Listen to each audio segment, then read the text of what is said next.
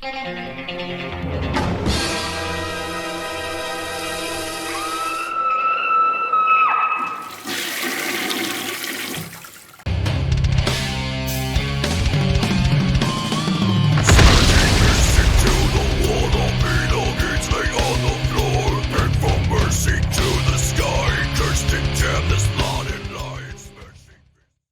up, everyone? Thralls here once again. I'm the Croc Nick, and I have an album review for you. Once again, this one is brought to us courtesy of our friends at Screaming Toilet. Again, fun site full of all sorts of cool pop culture-centric stuff, movies, games, figurines, collectibles, all sorts of cool stuff. Definitely check it out. There will be a link below in the description. So today I am reviewing the debut album from Neuromoral Dissonance, My Wisdom, My Grief. This came out on the 11th of September on Amputated Vein Records. Again, some of this stuff took a little while to get here, courtesy of COVID and how wonderfully helpful that virus has been for everyone. It's amazing. I love it so fucking much. This is an international band, which I thought was kind of interesting. The main members of this band are from Belgium and Australia, and believe me, there's a lot of distance between those two countries, so I imagine there was a fair amount of file sharing, or at least maybe this was like a table project or something like that. I'm really not sure of the entire history of it. But I know the vocalist is from Belgium, and he also fronts the band Impure Violation, which I do own one album by, and they are straight up brutal death metal. And the drummer slash guitarist is from Australia, and I didn't recognize any of the bands that he was in, but this is also rounded out by some other members whom I really couldn't find much on.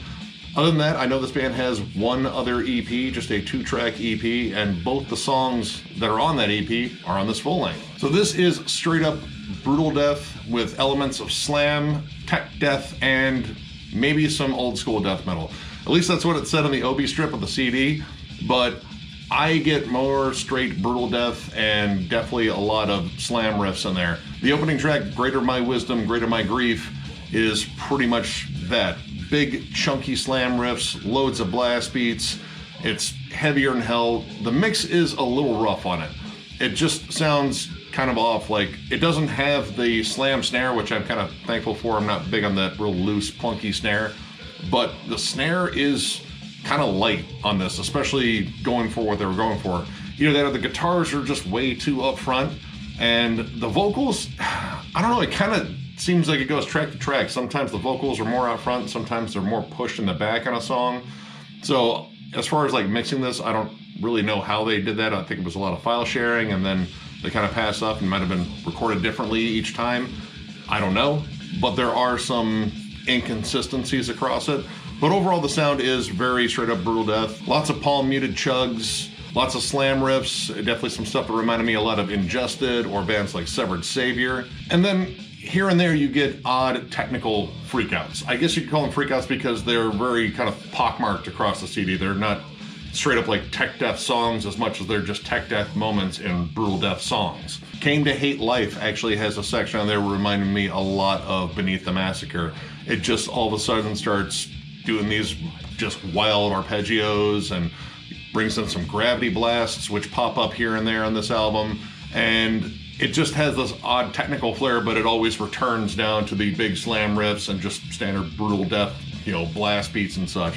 The vocals are all pretty much kind of a low burp. They do kind of get into those pig squeals a bit, but that's kind of brutal death. That's something they do. I'm not the biggest fan of pig squeals, but the low growls are pretty solid. Now I have to say, going through this album, when I was looking at the song titles, I kind of looked at them and was like, wow, that doesn't scream brutal death.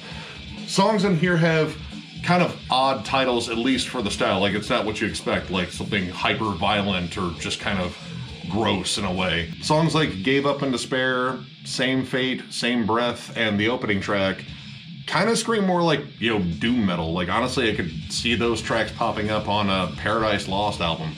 It's just kind of interesting. Really doesn't take away from anything. It was just sort of a thing I noticed, because the music is insanely brutal. Like, it never really stops being brutal. And that was kind of a thing on here. It is very uniform across the board. Like, the tracks are kind of interchangeable, except you find moments that scream, this is a little bit different, or they're pulling an influence from a different source. Like when you get down to a track like He Will Not Let Me Catch My Breath, this actually has some more like old school brutal death nods, or at least like that proto version, like early Suffocation or early Broken Hope. It has those nods to that earlier sound before it became like all slam riffs, which a good chunk of this album is slam riffs. And they pretty much do a lot of the standard ones, just those thick, chunky ones. They kind of slow it down and give you like a big slam break, and then pivot right back to blast beats and guttural vocals. That's pretty much the mainstay again. But it's these interesting little moments that pop up in here that really caught my ear most of all. Gave Up in Despair has a lot of cool triplet chugs on it. It definitely had that sort of like Suffocation or like Blood Red Throne sort of feel to it. Of course, mixed in with a little bit of slam, of course. But towards the end, I started hearing this noise, and it was this sort of like steady hum that was in there. And I was thinking, did someone leave a window open in the studio? And there was this sort of this hum as the wind blew past it or something like that. And no, it was a didgeridoo. I was a little shocked that there was a didge on a brutal death metal album. Can't be the first time. I feel like there's got to be plenty of like Australian death metal bands that have squeezed in a didgeridoo, but it really stood out. And when it comes down to these intros, because they have some of these little audio samples on here that sort of lead into tracks, they don't really fit necessarily. They're just kind of there. And there's like moments in here where it just seems like they just wanted to spice it up with something a little weird, whether it be a sample or a little musical thing. The song Filth, it ends with a weird, clean bass melody, at least I think it is, but it sounds like he's playing the dungeon theme to Mario Brothers, the original, and I think there are actual pig squeals on there. Like, not the guy doing pig squeals, but actual pig squeals, as in sampled. So I don't know if it's like a little bit of like self-aware humor and they're just goofing off, or it was some sort of artistic statement. It's really kind of hard to tell, because no part of this really screams like it's a joke band or like a self-aware humor band. It screams these are serious musicians and they are crafting an absolutely brutal album, which they definitely have. But some of the stuff is just odd. He Will Not Let Me Catch My Breath opens up with, I assume, is a hammer to an anvil or just hammering railroad spikes. I don't know what that really has to do with the song itself, but it's just kind of there. But the song itself is actually kind of cool. This one kind of breaks away from like the standard slam chugs and actually brings in some really cool groovy riffs. And Same Fate, Same Breath actually has some melodies on there that scream old school death metal. It has some really cool guitar interplay, and I like the fact that there's just like these subtle little harmonies. They're not like the big standout huge melodic moment, because I don't think that really happens on this album. This album is not about that. But I like the fact that they kind of squeeze that in there as some cool, creepy melody, because most of this is just laboring the chugs and the blasts and guttural vocals. And it's only a half an hour, but it gets kind of repetitive after a while. Like, the formula is on kind of repeat, and you just see this band kind of go to the slam well way too often. So overall, I'm going to give this 2.5 stars. This album's just kind of there. It really feels by the numbers, and it kind of takes these odd turns here and there, but those end up becoming the most memorable moments because the rest of it just kind of sticks to this really rigid formula and doesn't leave there. And unfortunately, the formula isn't particularly interesting. I like brutal death metal, but I like a little bit more intricacy in all of it. The leads are decent, but they really don't jump out, and neither do the songs themselves. There's only moments in these songs that really stand out. And while I like those moments, it just came down to, did I like the entire song? And most of the time it was like, it's okay. And I can't do that for a solid half an hour. I still think there's potential with this band because these guys are clearly good musicians. The drum work is absolutely tight on here. The guitars, I mean, they wrote some killer riffs. It's just, I think they went to the well way too often.